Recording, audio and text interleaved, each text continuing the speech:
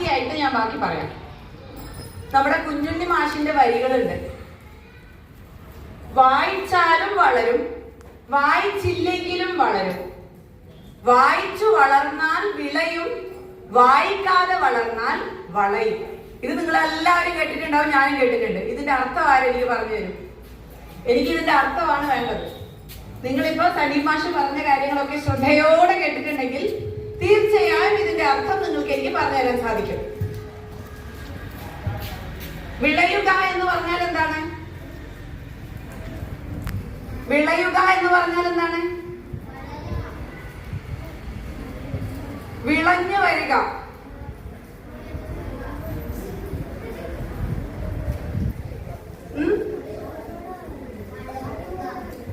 വളരുക എന്ന് പറഞ്ഞാൽ വളരുക. വിളയുക എന്ന് പറഞ്ഞാൽ എന്താണ്? വിളയുക. മോള് പറ. യെസ്, മുളയ്ക്കുകയല്ല, മുളച്ച് വന്ന് വളർന്ന് അതിനകത്ത് നമുക്ക് ഉപയോഗിക്കാൻ പറ്റുന്ന രീതിയിൽ ഒരു കാര്യം ഉണ്ടാകുന്നതിനെയാണ് വിളയുക എന്ന് പറയുന്നത്. വിളവെടുക്കുക എന്ന് പറഞ്ഞാൽ എന്താണ്?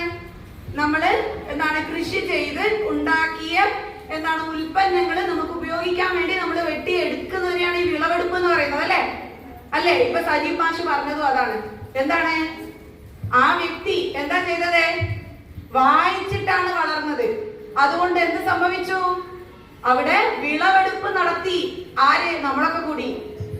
നമ്മളൊക്കെ എന്ന് പറഞ്ഞാൽ ഇപ്പൊ ഈ പറഞ്ഞ കവിതകൾ ആരൊക്കെയാണോ വായിക്കുന്നത് അവരോരോരുത്തരും വിളവെടുക്കുകയാണ്. എന്തിന്റെ വിളവാണത്? നമ്മുടെ മാഷ് പറഞ്ഞ പേരെന്തായിരുന്നു? ആ എഴുത്തുകാരന്റെ ആ വളർച്ചയുടെ വിളവെടുപ്പ് നിങ്ങൾ ഓരോരുത്തരുമാണ് നടത്തുന്നത്. ഓരോരുത്തരും വായിക്കുമ്പോഴും.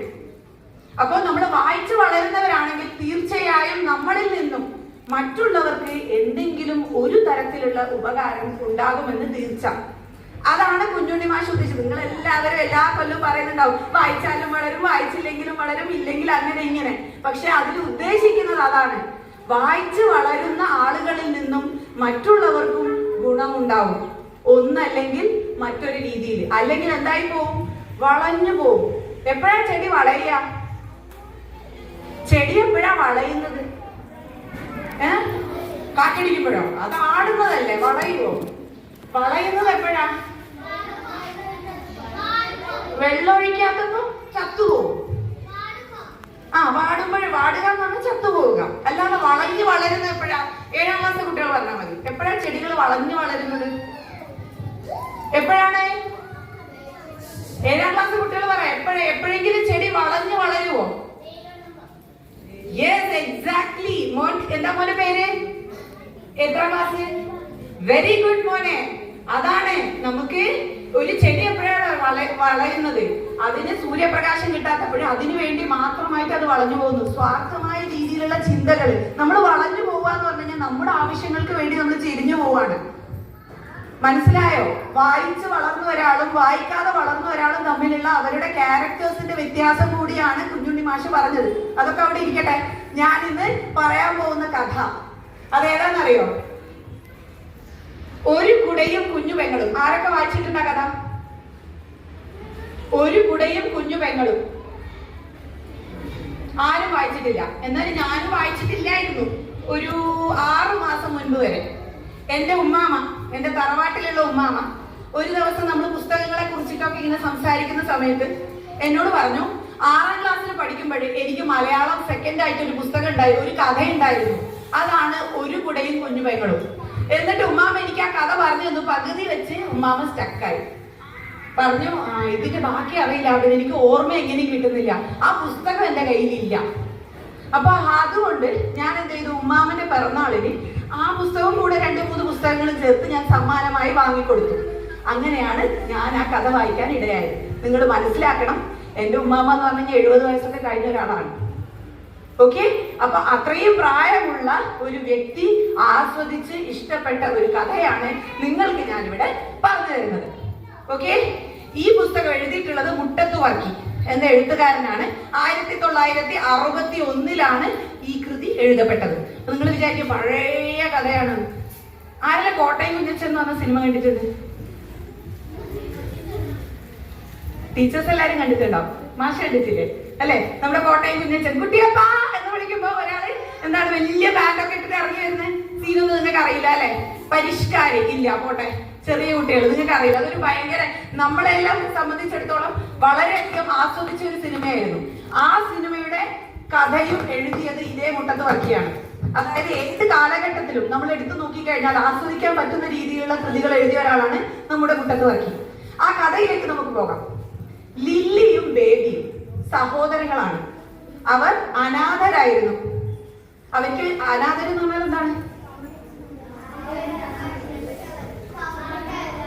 അല്ല മക്കളെ, അനാഥരെന്ന് പറഞ്ഞു കഴിഞ്ഞാൽ അച്ഛനും അമ്മയും ഇല്ലാത്തവർ. അച്ഛനും അമ്മയും ഇല്ലാത്തവർ, സംരക്ഷിക്കാൻ അച്ഛനും അമ്മയും ഇല്ലാത്തവരെയാണ് അനാഥർ എന്ന് പറയുന്നത്, ഓർഫൻസ്. ഓക്കെ, അപ്പൊ ഈ അനാഥരായ ലില്ലിയെയും ബേബിയെയും സംരക്ഷിച്ചത് അമ്മയുടെ സഹോദരിയാണ്. ആ സ്ത്രീക്ക് വലിയ ഇഷ്ടമൊന്നായിരുന്നല്ലേ ഈ മക്കളെ. അങ്ങനെ ഒരു ദിവസം വല്ലാത്ത മഴ പെയ്യുകയാണ്. മഴ പെയ്യുന്ന സമയത്ത് അനിയത്തിയും ഈ ചേട്ടനും, ബേബിയും, ബേബി ചേട്ടൻ, ലില്ലി അനിയത്തി ഇന്ന് കാത്തിക്കാണ് ആരുടെയും കുടയിൽ കയറി പോവാന്ന് വിചാരിച്ചിട്ട്. ഇന്ന് നിങ്ങൾക്ക് എല്ലാവർക്കും സ്വന്തമായിട്ട് കുടയില്ല, പക്ഷെ അവർക്ക് കുടയില്ലായിരുന്നു. അപ്പൊ അവരെന്ത് ചെയ്തു? കാത്തിക്കാണ്. അപ്പോഴവിടെ അതിലൂടെ ഗ്രേസി എന്ന് പറയുന്ന അവരുടെ അയൽക്കാരി പോകുന്നു. ഓക്കെ, ഈ ഗ്രേസി പക്ഷെ സമ്പന്നയായിരുന്നു. അവരുടെ കയ്യില് കുടയുണ്ടായിരുന്നു. അപ്പൊ ബേബി എന്ത് പറഞ്ഞു? മോളെ ലില്ലി, നീ ഗ്രേസിയുടെ കൂടെ പോയിക്കോളൂ, ഞാൻ വന്നോളാം. അങ്ങനെ ബേബി മഴ നനഞ്ഞു തന്നെ പോയി. ഗ്രേസിയുടെ കുടയിൽ കൂടി പോകാൻ തീരുമാനിച്ച ലില്ലി പുറത്താക്കപ്പെട്ടു. ഗ്രേസി എന്ത് ചെയ്തില്ല? കുടയിൽ കയറ്റിയില്ല. ഗ്രേസി ലില്ലിയെ കുടയിൽ കയറ്റാതെ ഗ്രേസി എന്ന് പോയി. ലില്ലിക്ക് ആകെ വിഷമായി. ലില്ലി മഴയത്തൂടെ ഓടി, വീണു, സ്ലേറ്റ് പൊട്ടി, പുസ്തകം നനഞ്ഞു. ഒടുവിൽ സ്കൂളിൽ എത്തിയപ്പോഴോ ടീച്ചർ ക്ലാസ്സിൽ കയറ്റിയില്ല. ഇന്നിപ്പോ നിങ്ങളുടെ ടീച്ചേഴ്സ് എല്ലാം ഭയങ്കര സ്നേഹമുള്ള ടീച്ചേഴ്സാണ്. പക്ഷെ ഒരു കാലം ഉണ്ടായിരുന്നു, പല തരത്തിലും പല തട്ടിലുമുള്ള രീതിയിൽ കുട്ടികളെ നോക്കുന്ന ടീച്ചേഴ്സും ഉണ്ടായിരുന്നു. ഇന്ന് അങ്ങനെ ഒരു ടീച്ചറിനെ നിങ്ങൾക്ക് കാണാൻ പറ്റില്ല, അത് വേറെ വിഷയം. ഓക്കെ, അല്ലാതെ ആ ഒരു കാലഘട്ടത്തിൽ അങ്ങനെ കുട്ടികളുടെ സാഹചര്യം നോക്കുന്ന ടീച്ചേഴ്സ് എല്ലാം വളരെ കുറവായിരുന്നു. ആ ടീച്ചർ വഴക്ക് പറഞ്ഞു, കുട്ടിയെ ക്ലാസ്സിൽ കയറ്റിയില്ല. ഈ സംഭവം ബേബിയെ വല്ലാണ്ട് വേദനിപ്പിച്ചു. തന്റെ കുഞ്ഞു പെങ്ങളെയാണ് ഗ്രേസി കുടയിൽ കൂട്ടാക്കുന്നത്. ബേബി നേരെ വീട്ടിൽ പോയി. വൈകുന്നേരം ഗ്രേസിയെ വീട്ടിൽ നിന്നും വിളിച്ച് ഇറക്കി കല്ലെടുത്തെറിഞ്ഞു, പരിക്ക് പറ്റിച്ചു. പിന്നെ ബേബിക്ക് പേടിയാവാൻ തുടങ്ങി. എന്താണ്, എന്നെ വന്ന് പോലീസ് പിടിക്കുമോന്ന് പേടിയായി. അപ്പൊ ബേബി എന്ത് ചെയ്തു? വേഗം ലില്ലിയുടെ അടുത്ത് രാത്രി പോയിട്ട് പറഞ്ഞു, ലില്ലി, ഞാൻ നിനക്ക് വേണ്ടി ചില്ലു പിടിയുള്ള കുരുവിയുടെ ചിത്രമുള്ള ഒരു കുടയും കൊണ്ട് ഞാൻ നിന്നെ കാണാൻ വരും. നീ എനിക്ക് വേണ്ടി കാത്തിരുന്നോളും, ഞാൻ പോകുന്നു എന്ന് പറഞ്ഞ ബേബി നാട് വിട്ടു പോവാണ്. കള്ളവണ്ടി കയറി പട്ടണത്തിലേക്ക്, ടൗണിലേക്ക് പോവാണ്. അപ്പൊ ലില്ലി ഇവിടെ തനിച്ചായി. ലില്ലി ഈ അമ്മയുടെ സഹോദരിയുടെ പീഡനങ്ങളൊക്കെ സഹിച്ച് അങ്ങനെ നിന്നു. അങ്ങനെ കഴിഞ്ഞു പോകുമ്പോ സ്കൂളിൽ പോകുന്നത് നിർത്തി. ആര്? ഈ വളർത്തമ്മ എന്ന് പറയുന്ന അമ്മയുടെ സഹോദരി. അപ്പൊ ലില്ലിക്ക് എന്തായി? അത് അവസാനത്തെ കാര്യമായി. അതായത് ലില്ലിക്ക് അത് സഹിക്കാൻ പോലും സാധിച്ചില്ല. അങ്ങനെ ഇരിക്കെ ലില്ലിയുടെ കയ്യിൽ നിന്ന് ഒരു പിഞ്ഞാണ പാത്രം പൊട്ടിയതിന്റെ പേരിൽ ലില്ലിക്ക് ഒരുപാട് അടി കിട്ടി. അന്ന് ലില്ലി എന്ത് ചെയ്തു? ആ വീട്ടിൽ നിന്നും ഇറങ്ങിപ്പോയി. അതോടെ ആ ചെറുപ്പകാലം അങ്ങ് തീരുവാണ്. പിന്നെ പട്ടണത്തിലെത്തിയ നമ്മുടെ ബേബി എന്ത് ചെയ്യാണ്? ഒരുപാട് ബുദ്ധിമുട്ടി. ചുമടെടുത്തു, ഹോട്ടലിൽ ജോലി ചെയ്തു, അങ്ങനെയൊക്കെ അങ്ങനെ അലഞ്ഞ് നടക്കുകയാണ്. ആ ലോകത്തിന്റെ സ്വാർത്ഥത എന്താണെന്ന് ബേബി വളരെ നന്നായി മനസ്സിലാക്കി. അതിനുശേഷം ബേബി എത്തിപ്പെടുന്നത് ഒരു സംഗീത അധ്യാപികയുടെ അടുത്താണ്. അതായത് പാട്ട് പഠിപ്പിക്കുന്ന പാട്ട് ടീച്ചറുടെ അടുത്തെത്തി. പക്ഷെ ഈ ലീല നാട് വിട്ട് പോയി എത്തിപ്പെട്ടത് ഒരു ഡോക്ടറുടെ അടുത്തായിരുന്നു. ആ ഡോക്ടർ വളരെ സന്മനസ്സുള്ള ഒരു ഡോക്ടറായിരുന്നു, ഡോക്ടർ ജോൺ. ഓക്കെ, സംഗീത അധ്യാപികയോ സൗദാമിനി ടീച്ചർ. അങ്ങനെ ഈ ഡോക്ടർ ജോണിന് 2 മക്കളുണ്ടായിരുന്നു, ജോയിയും മോളിയും. മോളി തന്നെയാണെന്നാണ് ഓർമ്മ. ഷീബ ടീച്ചർ അവിടെ മോളിയാണെന്നാണ് ഓർമ്മ. ഓക്കെ അല്ലെ? മോളി തന്നെയല്ലേ? അപ്പൊ മോളിയും ജോയിയും. ഓക്കെ, അപ്പൊ ഈ ജോയിയുടെയും മോളിയുടെയും കൂടെ നമ്മുടെ ഈ ലില്ലി വളരുന്നു. അപ്പൊ ലില്ലി എപ്പോഴും പറയും, എന്റെ ഇച്ചാച്ചൻ. ഈ ഇച്ചാച്ചൻ എന്ന് പറയുന്നത് ബേബിയെ വിളിക്കുന്ന പേരാണ്. അങ്ങനെ ഈ ഡോക്ടർ ജോൺ ഒരുപാട് അന്വേഷിച്ചു, അങ്ങനെ കണ്ടെത്താൻ പറ്റിയില്ല. പക്ഷെ വിധിയുടെ ആ ഒരു തീരുമാനപ്രകാരം ഈ കുട്ടികൾ, ഈ ഡോക്ടർ ജോണിന്റെ കുട്ടികൾ എവിടെ പാട്ട് പഠിക്കാൻ പോകുന്നു? സൗദാമിനി ടീച്ചറുടെ വീട്ടിൽ പാട്ട് പഠിക്കാൻ പോകുന്നു. അങ്ങനെ അവിടെ നിന്നും ഡോക്ടർ ജോണിന് മനസ്സിലാവുന്നു, ആ ഇച്ചാച്ചൻ എന്ന് പറയുന്ന ബേബി ആരാണ്? സൗദാമിനി ടീച്ചർ സ്വന്തം അനുജനായി കരുതിയ ബേബിയാണ്. അവിടുന്ന് ഡോക്ടർ എന്ത് ചെയ്യുന്നു, ഈ ബേബിയെ കൂട്ടി വീട്ടിലേക്ക് കൊണ്ടുവരുന്നു, ബേബിയെ പഠിപ്പിക്കുന്നു, ഡോക്ടറാക്കുന്നു. ഓക്കെ, അങ്ങനെ ഡോക്ടറായ ശേഷം ജോൺ തന്റെ 2 മക്കളെ, ഈ ബേബിയെയും ലില്ലിയെയും കൊണ്ട് വിവാഹം കഴിപ്പിക്കുന്നു. അതോടെ കഥ കഴിഞ്ഞോ? ഇല്ല, അവിടെ ഒരു കടം ബാക്കിയുണ്ട്. എന്താണ് കടം? Yes, exactly. എന്താണ് ആ കടം? ആ ചില്ലു പിടിയുള്ള കുരുവിയുടെ ചിത്രമുള്ള ആ കുട. ഓക്കെ, ആ കുട അവിടെ കടമായിട്ടുണ്ട്. അപ്പൊ നമ്മൾ ഈ ഡോക്ടർ ബേബി ഓപ്പറേഷൻ ചെയ്യുന്നു, ഒരു പേഷ്യന്റിന് അസുഖമായി വന്നു, ശസ്ത്രക്രിയ ചെയ്യുന്നു. ആ ശസ്ത്രക്രിയ കഴിഞ്ഞ് ആദ്യത്തെ ശസ്ത്രക്രിയ ചെയ്തതിന്റെ പണം നൽകാനായി ആ രോഗിയുടെ ഭർത്താവ് വരികയാണ്. അപ്പോ ഡോക്ടർ ബേബി എന്താ പറയുന്നത്? എനിക്ക് നിങ്ങളുടെ പണം വേണ്ട, എനിക്ക് നിങ്ങൾ ഒരു കുട തരണം. ആ കുട എങ്ങനെയായിരിക്കണം? ചില്ല് പിടി ഉണ്ടാവണം, അതിൽ കുരുവിയുടെ ചിത്രം ഉണ്ടാകണം. അപ്പോ അതായത് രോഗിയായിരുന്നത് ഒരു സ്ത്രീ ആയിരുന്നു. ആ സ്ത്രീ പറഞ്ഞു, ആ ശരി എന്ന് പറഞ്ഞ് കുടയും കൊണ്ടുവരികയാണ്. ആ സമയത്ത് ലില്ലിയും അവിടെ ഉണ്ട്. കാരണം എന്താണ്? ആ കുട ഏറ്റുവാങ്ങേണ്ടത് ബേബിയാണോ? അല്ല, അതിന്റെ അവകാശി ലില്ലിയാണ്. അങ്ങനെ ആ കുട ലില്ലിക്ക് കൊടുക്കുന്നു. ലില്ലി അത് സന്തോഷത്തോടെ വാങ്ങിയ ഉടനെ തന്നെ ഡോക്ടർ ബേബി പറയാണ്, എന്തായിരിക്കും പറഞ്ഞിട്ടുണ്ടാവുക? ഞാൻ നിന്നോട് പറഞ്ഞ വാക്ക് ഞാൻ പാലിച്ചിരിക്കുന്നതാണോ? എന്താ പറഞ്ഞേ? എന്തായിരിക്കും പറഞ്ഞിട്ടുണ്ടാവുക? സന്തോഷായില്ലേന്നോ? എന്ത് പറഞ്ഞിട്ടുണ്ടാവും? സന്തോഷായില്ലേ അല്ലേ? അങ്ങനെ പറഞ്ഞിട്ടുണ്ടാവും. പിന്നെ എന്താ പറഞ്ഞിട്ടുണ്ടാവാം? സാധിച്ചു. പക്ഷെ അതല്ല ശരിക്കും ബേബി പറഞ്ഞത്. ഡോക്ടർ ബേബി പറഞ്ഞെന്താ അറിയോ? നിനക്ക് ഈ സ്ത്രീയെ മനസ്സിലായോ? ഇതാണ് ചെറുപ്പത്തിൽ നിന്നെ കുടയിൽ കയറ്റാത്ത ഗ്രേസ്. മനസ്സിലായില്ല? എന്ത് മനസ്സിലായി?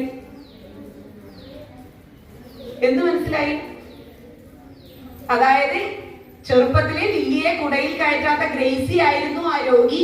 ആ രോഗിയുടെ രോഗം ഭേദമാക്കിയ ആളായിരുന്നു ആര്?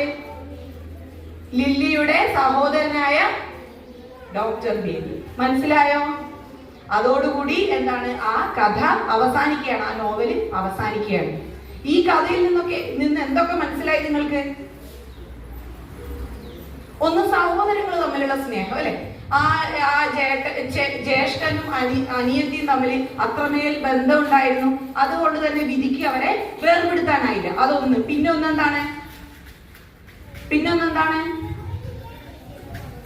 ലോകത്തിന്റെ സ്വാർത്ഥത അല്ലെ? ആ കുടയിൽ ഗ്രേസിക്ക് ആ കുട്ടിയെ കയറ്റിയത് കൊണ്ട് എന്തെങ്കിലും നഷ്ടപ്പെടുന്നുണ്ടോ? ഒന്നും നഷ്ടപ്പെടുന്നില്ല. ഇതിനെല്ലാം ഉപരി വേറെ ചില കാര്യങ്ങൾ കൂടി അതിലുണ്ട്. എന്താണ് അതിൽ പഠിക്കാനുള്ളത്, മനസ്സിലാക്കാനുള്ളത്?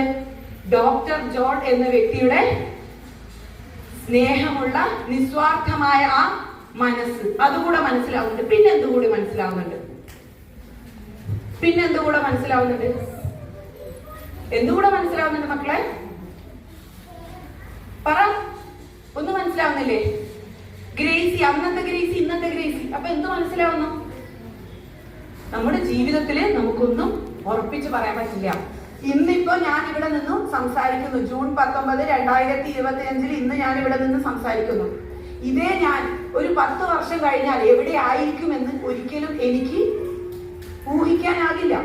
എന്നെ ആരാണ് സഹായിക്കുന്നത്, എന്നെ ആരാണ് സഹായിക്കാത്തത് എന്ന് നിശ്ചയിക്കാൻ എനിക്ക് ഈ ലോകത്ത് അവകാശമില്ല. ആ ഗ്രേസിയുടെ കാര്യം എടുത്താൽ മതി. ഗ്രേസി ഇവരെ എന്തുകൊണ്ടായിരിക്കാം സഹായിക്കാതിരുന്നത്? ലില്ലി എന്തുകൊണ്ടായിരിക്കാം നമ്മുടെ ഈ ഗ്രേസി കുടയിൽ കയറ്റാതിരുന്നത്? ആര് പറയും? എന്തുകൊണ്ടായിരിക്കാം? പാവപ്പെട്ടവനായതുകൊണ്ട്. പിന്നെ അനാഥയായതുകൊണ്ടും പാവപ്പെട്ടവനായതുകൊണ്ടും ഗ്രേസിക്ക് എന്താണ്? ഞാൻ അവളെക്കാളും ഉയർന്നതാണ് എന്നുള്ള ചിന്ത. പിന്നെ എന്താണ്? അവളെ കൊണ്ട് എനിക്കൊരു ഉപകാരമില്ല, അവൾ എന്നും എന്നെക്കാൾ താഴെയായിരിക്കും, അവളെ കൊണ്ട് എനിക്ക് ഒരു ഉപകാരവും കിട്ടില്ല എന്നുള്ളൊരു ചിന്ത. ശരിക്കും ആ ഗ്രേസിയുടെ മനസ്സിൽ ഇങ്ങനെ പല കാര്യങ്ങൾ കൊണ്ടായിരിക്കാം ആ കുട്ടി ഈ ലില്ലി എന്ന കുട്ടിയെ പരിഹസിച്ചതും കുടയിൽ ചേർക്കാത്തതും. അല്ലേ? ആണോ അല്ലയോ? അപ്പോ നമ്മൾ ഇതിൽ നിന്ന് നിങ്ങൾ എന്ത് പഠിച്ചു? ഈ കഥയിൽ നിന്നും നമ്മളിപ്പോ ജീവിക്കുന്നത് എവിടെയാ? എവിടെ? ഭൂമിയിൽ തന്നെ. ഭൂമിയിൽ എവിടെ? യെസ്, കേരളത്തിൽ. ശരിക്കും നമ്മൾ എങ്ങനെയുള്ള ഒരു നാട്ടിലാ ജീവിക്കുന്നത്? നമ്മൾ സ്വർഗത്തിലാ ജീവിക്കുന്നത് അല്ലേ? തന്നെ. എന്തുകൊണ്ട് എന്തുകൊണ്ടാണ് നമ്മൾ സ്വർഗത്തിൽ ജീവിക്കുന്നത് ഞാൻ പറഞ്ഞത്? എക്സാക്ട്ലി. ഇന്ന് ഭക്ഷണമില്ലാത്ത ഒരു വ്യക്തിയെ പോലും നമുക്ക് കേരളത്തിൽ കാണാൻ പറ്റില്ല. ചിലര് ചില സാഹചര്യങ്ങൾ കൊണ്ടും ചില അവരുടെ അവകാശങ്ങൾ നേടിയെടുക്കാൻ പറ്റാത്തത് കൊണ്ടും പെട്ടുപോകുന്നതല്ലാതെ ഏതൊരു പാവപ്പെട്ടവന് ഇന്ന് റേഷൻ കടയിൽ പോയി കഴിഞ്ഞാൽ എന്ത് കിട്ടും? അരി കിട്ടും. പണം ഒന്നുമില്ലെങ്കിൽ എന്ത് കിട്ടും? വിദ്യാഭ്യാസം കിട്ടും. 10ാം ക്ലാസ് വരെ ഒരാൾക്ക് 1 രൂപ പോലും ചെലവാക്കേണ്ട ആവശ്യമില്ല. എല്ലാവർക്കും വിദ്യാഭ്യാസം, എല്ലാവർക്കും ഭക്ഷണം. നമ്മൾ എവിടെയാണ്? സ്വർഗത്തിലാണ്. പക്ഷെ ആ സ്വർഗത്തില് നമ്മള് എല്ലാവരും സ്വർഗത്തിലുള്ള ആളുകളെ പോലെയാണോ പെരുമാറുന്നത്? ആണോ? നമ്മുടെ മനസ്സിൽ ഗ്രേസി ആണോ ഉള്ളത്, അതോ ജോൺ ആണോ? അയ്യോ, എല്ലാവരുടെയും മനസ്സിൽ ജോണുകൾ വളർന്നിരിക്കുകയാണ്. എന്നോട് പറയണ്ട, നിങ്ങൾ ഓരോരുത്തരും ഓരോ കാര്യം ചെയ്യുമ്പോൾ എന്ത് ചെയ്യണം? മനസ്സിൽ ചിന്തിച്ചു നോക്കണം. ഞാൻ ചിന്തിക്കുന്നത് ഗ്രേസിയെ പോലെയാണോ ജോണിനെ പോലെയാണോ? ജോണ് ഒരു തരത്തിലുള്ള കാര്യവും തിരിച്ചു കിട്ടുമെന്ന് അറിഞ്ഞിട്ടല്ല ആ പാവപ്പെട്ട അനാഥ പെൺകുട്ടിയെ വളർത്തിയത്. പക്ഷെ ഗ്രേസി ആകട്ടെ തന്റെ സുഹൃത്ത്, തന്റെ അയൽവാസിയായിട്ട് കൂടിയും മഴ നനയുന്നതിൽ നിന്ന് ഒരു കുട ഒന്ന് പൊക്കി പിടിക്കാൻ ഗ്രേസിക്ക് സാധിച്ചില്ല. നിങ്ങൾ ഇന്ന് പരിഹസിക്കുന്ന നിങ്ങളുടെ കൂട്ടുകാര്, നിങ്ങൾ ഇന്ന് താഴ്ന്ന രീതിയിൽ കാണുന്ന പലരും നാളെ നിങ്ങളെ സഹായിക്കാൻ എത്തിയെന്ന് വരാം. അതിനുള്ള ഏറ്റവും വലിയ ഉദാഹരണമാണ് ഡോക്ടർ ബേബി ഗ്രേസിയുടെ ശസ്ത്രക്രിയ നടത്തിയത്. ഓക്കെ, അപ്പൊ ഇത് ഇത് എനിക്ക് മനസ്സിലായ കാര്യങ്ങളാണ്. നിങ്ങൾക്ക് ആർക്കെങ്കിലും ഇതല്ലാതെ മറ്റെന്തെങ്കിലും തോന്നുന്നുണ്ടോ ഈ കഥയിൽ? ഇല്ല, നിങ്ങൾ ആരും വായിച്ചിട്ടില്ല കഥ, അല്ലെ? എല്ലാവരും വായിക്കാൻ ശ്രമിക്കുക. എന്താണ് കഥയുടെ പേര്? കുട എന്ന് പറഞ്ഞാൽ എന്താ? അംബ്രല്ല. ഓക്കെ, അതെന്താണ്? മഴ കൊള്ളാതിരിക്കാൻ മാത്രമേ ഉപയോഗിക്കാറുള്ളൂ. അതെ, വെയിൽ കൊള്ളാതിരിക്കാനും നമ്മൾ കുട ഉപയോഗിക്കാറുണ്ട്, അല്ലെ? അതിനർത്ഥം എന്താണ്? നമ്മൾ എന്തിനാണ് കുട ഉപയോഗിക്കുന്നത്? നമ്മളെ തന്നെ നമ്മൾ സംരക്ഷിക്കുകയാണ്, അല്ലെ? മഴയിൽ നിന്നും വെയിലിൽ നിന്നും. അതുപോലെ തന്നെയാണ് എന്ത്? ഒരു കുടയും കുഞ്ഞു പെങ്ങളിലും ആ കുട ആരാണ് ശരിക്കും? ആ കുഞ്ഞു പെങ്ങൾക്ക് ആ കുട ആരാണ്? ബേബിയുടെ സ്നേഹമാണ്. അപ്പൊ നിങ്ങൾ എന്ത് ചെയ്യണം? നിങ്ങൾ ഇപ്പൊ അങ്ങോട്ടും കൂടെ നോക്കിയ മുഖം, നിങ്ങൾ അപ്പുറത്തും ഇപ്പുറത്തും ആരാ ഇരിക്കുന്നത് നോക്കിയേ. ആരാ ഇരിക്കുന്നത്? നിങ്ങൾക്ക് ആരാ കാണുന്നത്? ഫിദക്കാരെയാ കാണുന്നത് വലതുവശത്ത്? ഇടതുവശത്തോ? ആർക്കെങ്കിലും സ്വന്തം കുഞ്ഞു പെങ്ങളെയോ അല്ലെങ്കിൽ കുഞ്ഞാങ്ങളെയോ കാണുന്നുണ്ടോ? ഇല്ല, അല്ലെ? നമ്മൾ അങ്ങനെ ചിന്തിച്ചാലോ, നമ്മുടെ അപ്പുറത്തും ഇപ്പുറത്തും നമുക്ക് അടുത്ത് ഉള്ള ആളുകൾ, നമ്മുടെ സ്വന്തക്കാരെ നമ്മൾ ചിന്തിക്കുമ്പോഴെന്താവുന്നു? നമ്മുടെ മനസ്സിൽ ഡോക്ടർ ജോൺ ഉണ്ടാവുന്നു. അല്ലെങ്കിൽ ആരുണ്ടാവും? ആര്? ഗ്രേസി ആരാ?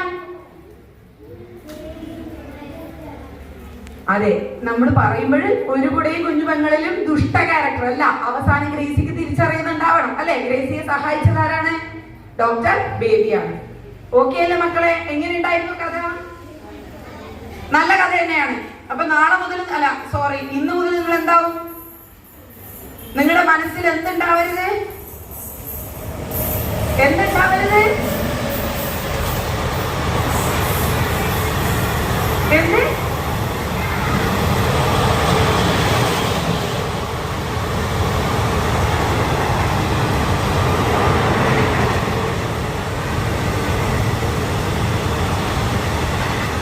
എന്തുണ്ടാവരുത്? മോശം ചിന്തകൾ ഉണ്ടാവരുത്, അല്ലെ? ശരിക്കും ഗ്രേസിയുടെ മനസ്സിലുണ്ടായത് മോശം ചിന്തയാണോ അതോ തന്നെ കുറിച്ച് തന്നെ ഉണ്ടായ വലിയ വലിയ ചിന്തകളാണോ? അല്ലെ? ഞാൻ വലിയൊരു സംഭവമാണ്, എന്റെ കൂടെയിലെങ്ങനെ ഞാൻ അവളെ കൂട്ടും, അവളെ കൊണ്ട് എനിക്ക് എന്താ ഉപകാരമുള്ളത്, ആ ചിന്തകളാണ് ഗ്രേസിക്ക് ഉണ്ടായത്, അല്ലെ? അപ്പൊ അങ്ങനെയുള്ള ചിന്തകൾ ഇനി മുതൽ നമ്മളിൽ വരും. എന്തായാലും വരും. എന്റെ മനസ്സിൽ വരും, നിങ്ങളുടെ മനസ്സിൽ വരും, എല്ലാവരുടെയും മനസ്സിൽ വരും. പക്ഷെ വന്ന ഉടനെ നമ്മൾ എന്ത് ചെയ്യണം? അത് ക്ലിയർ ചെയ്യണം. നമ്മുടെ മനസ്സൊന്ന് മാറ്റണം. അത് മാറ്റുമ്പോഴാണ് അവിടെ എന്തുണ്ടാവുന്നത്? നേരത്തെ കുഞ്ഞുണ്ണി മാഷ് പറഞ്ഞതുപോലെ വിളയുണ്ടാവുന്നത്. സ്നേഹം ഒരു വിളയാണ്. നമുക്ക് മനസ്സിൽ എല്ലാവരോടും ഉണ്ടാവുന്ന സ്നേഹം എന്താണ്? അതൊരു വിളയാണ്. ആ വിള കൊടുത്തു കഴിഞ്ഞാൽ നമുക്ക് എപ്പോഴും തിരിച്ചെന്തേ കിട്ടുള്ളൂ? സ്നേഹം കൊടുത്താൽ നമുക്ക് എന്തേ കിട്ടുള്ളൂ? സ്നേഹം മാത്രമേ കിട്ടുള്ളൂ. ഓക്കെ അല്ലേ മക്കളെ? കഥ ഇഷ്ടപ്പെട്ടോ? എന്തെങ്കിലും സംശയം ഉണ്ടോ? ഇതിലെന്ത് സംശയം ഉണ്ടാവാനല്ലേ? കഥയല്ലേ അല്ലേ? കഥയിൽ ചോദ്യമില്ല എന്നാണ്. അതുകൊണ്ട് ഈ പരിപാടി ഈ ഒരു വർത്തമാനം ഞാനിവിടെ നിർത്തുകയാണ്. ഓക്കെ, താങ്ക് യു മക്കളെ.